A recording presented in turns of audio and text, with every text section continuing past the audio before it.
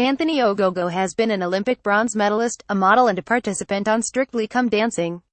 He was a boxer then and more than ever, he is a fighter now.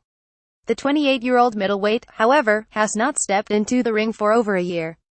Ogogo has been engaged in a far more brutal battle to protect his eyesight and salvage his career. On the 22nd of October 2016, in his 12th professional fight against Craig Cunningham, Ogogo lost his unbeaten record on an 8th-round stoppage after a blow which fractured his left eye socket in 7 places. The consequences have taken a terrible toll on Ogogo, physically, emotionally, psychologically and financially, but he retains a fierce desire to box on.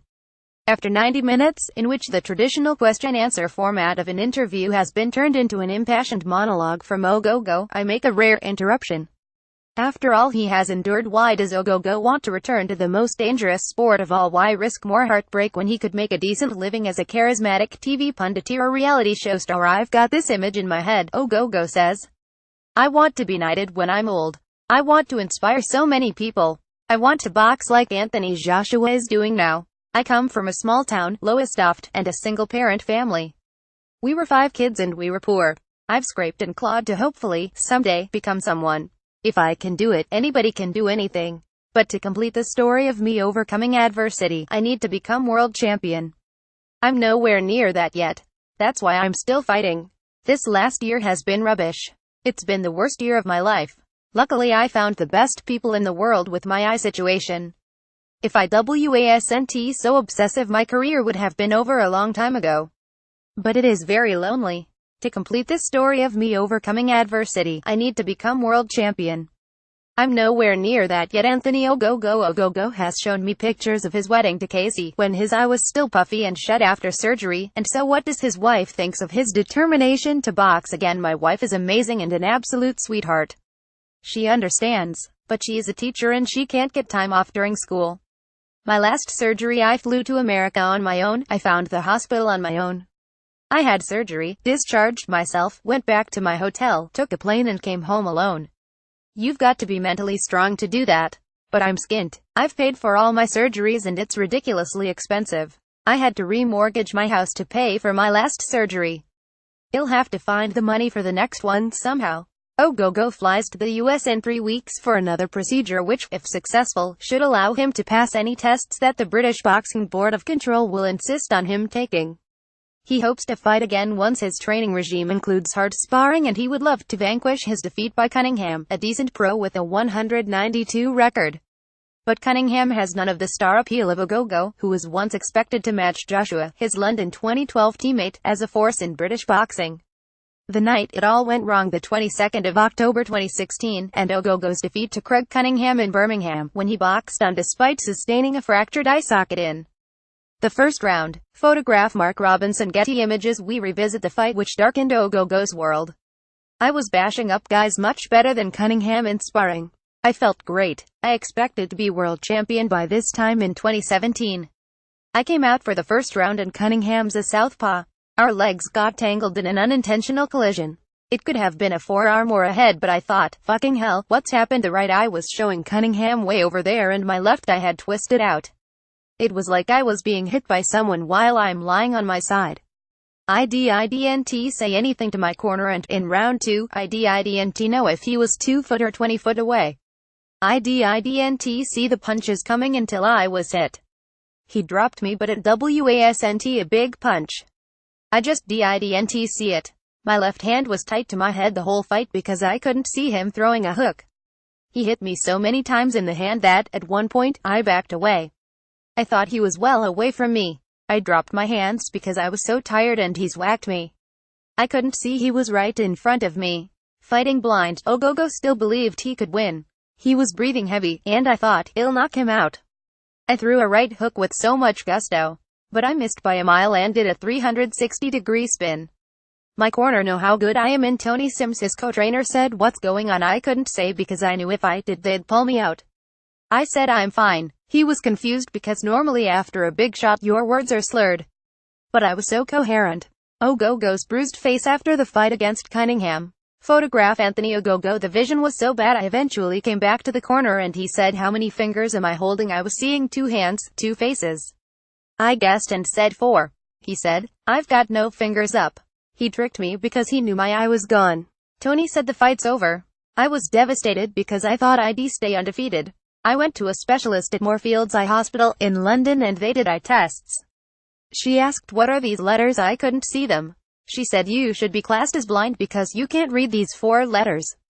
I saw 10 different doctors because there were 7 fractures. The issue was the eye socket, which protects the eyeball, and the muscles which move the eye.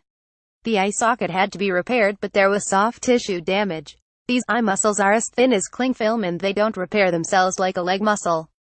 All they can do is go into the good eye and weaken the muscle to replicate it so that both eyes are aligned. At the moment my eyes don't work together. They look in different directions. It's a squint. My right eye is lower than the left. Ogogo shows off his bronze medal at the London 2012 Olympics. I know this sounds nasty, but to me it's a piece of shit because it should have been a gold. Photograph Nick Pottspa, but the left eye socket is now stronger than before. The orbital floor where the eye sits is like eggshell. Kell Brook had a plate inserted after his eye socket was dislocated twice by Gennady Golovkin and Errol Spence. But a plate can still get bent.